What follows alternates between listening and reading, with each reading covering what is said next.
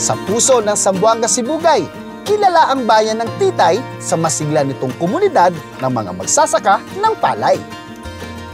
Sa loob ng maraming taon, umaasa ang mga magsasaka sa matabang lupa at tradisyon sa kanilang pagsasaka.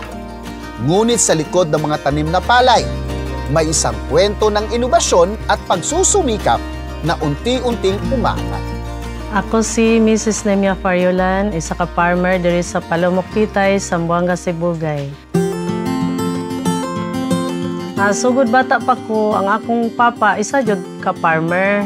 Tinudluan mi niya kung saon pagbasak. Na-enjoy sad ko kaayo ana, balag maglapok-lapok kay maoy among trabaho.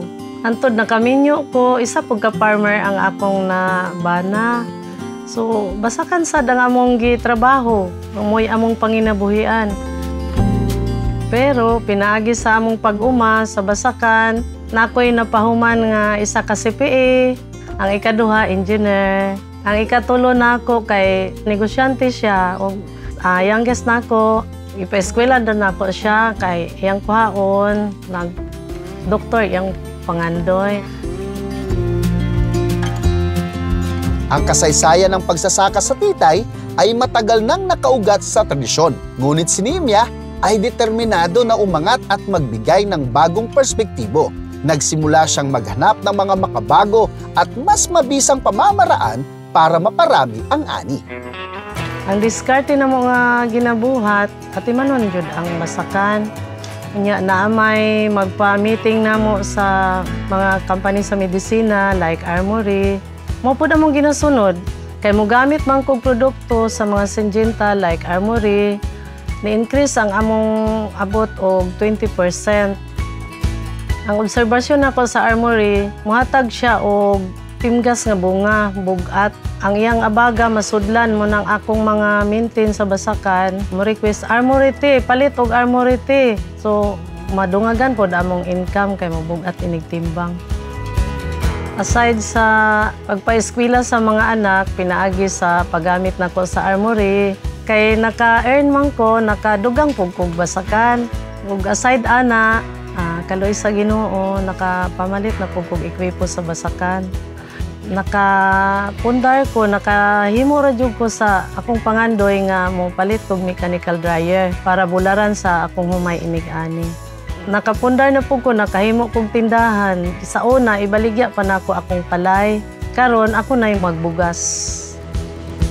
Sa tulong ng mga subok at totoong produkto ng Syngenta tulad ng Armory, natulungan si Nemia na mapabuti ang kalidad ng kanyang ani at mapalago ang kanyang mga negosyo. Og karon anak ko sa among umahan og magsugod nami og harvest og sigurado ko nga motaas ang ani tungod kay gigamitan ni sa Armory. Ang kwento ni Nemia ay hindi lamang kwento ng isang tao. Ang tagumpay ng kanyang buhay at sakahan ay nagsisilbing inspirasyon sa iba pang magsasaka sa Zamboanga. Lalong-lalo na sa kanyang anak na pinili rin ang pagsasaka. Actually, isa ko ka certified public accountant pero murag nalihis akong landas. Kay agriculture man jud akong passion. Kanang murag mo na jud among nakatunan ba? Kay ang farming dili naman gud siya sa it's our way of life. Gagamit jud mi og mga produkto nga epektibo jud kay kapoy biya kaya magtrabaho sa basakan yung magpabalik-balik ta. Sama sa Syngenta, gagamit jud mi og Armory og mga Ortiba top na pamatud-an naman jud namo nasulayan dayon na prove na jud namo sa amo nga effective jud siya. Diri sa amo wala jud namo ginadalo among mga kahibalo. Kung unsa ang mga technology, unsa ang mga information bagong pamaagi, gina-share jud na namo sa amo ang mga kauban nga mga farmer kay gusto pod mi nga kaming tanan mo angat. Sa paggawa ng Armory, nigamit na jud ko anang Armory. Hantod karon 23 years na ko sa Armory. Tungod kay nakita namo nga maayo among humay walay kausaban. Sa akong pagka-farmer, sumala sa akong na ibaluan ug asa ko na asingso, ako pong ipasa sa akong mga anak ang Armory. Tud sa akong mga apo, ipasa na ko sa ilang nga maupod ilang gamiton ng Armory kay para maasingso sad sila. Like me. Sa loob ng 23 taon sa merkado, ang Armory ay kilala bilang kauna-unahang palay booster. Isang produkto na subok at totoo na kaagapay para sa maganda at malaking ani ng ating mga magsasaka mula noon hanggang ngayon. In fact, ayon sa mga pinakabagong market survey, ang Armure ay ang pinakamalaking fungicide brand ng ating bansa pagdating sa pagpapalay. Ngayon, inilunsad ng Syngenta ang bagong campaign nito na hanapin ang generational users ng Armure. Mula sa kanilang mga magulang, sa kanilang mga lolo and grandparents na gumagamit ng Armure hanggang sa kanilang mga apo. Nais naming marinig ang kwento ng mga pamilyang gumagamit ng Armure. Dahil ang Armure, proteksyon at tagumpay, henerasyon sa henerasyon.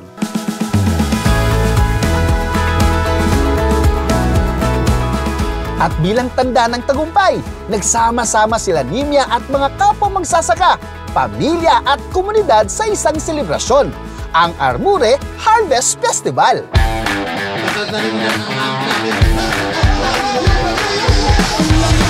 Ang Harvest Festival dito sa Titay, Zamboanga, Sibugay ay isang malaking piyesta ng kasiyahan para magsama-sama at magpasalamat sa magandang ani.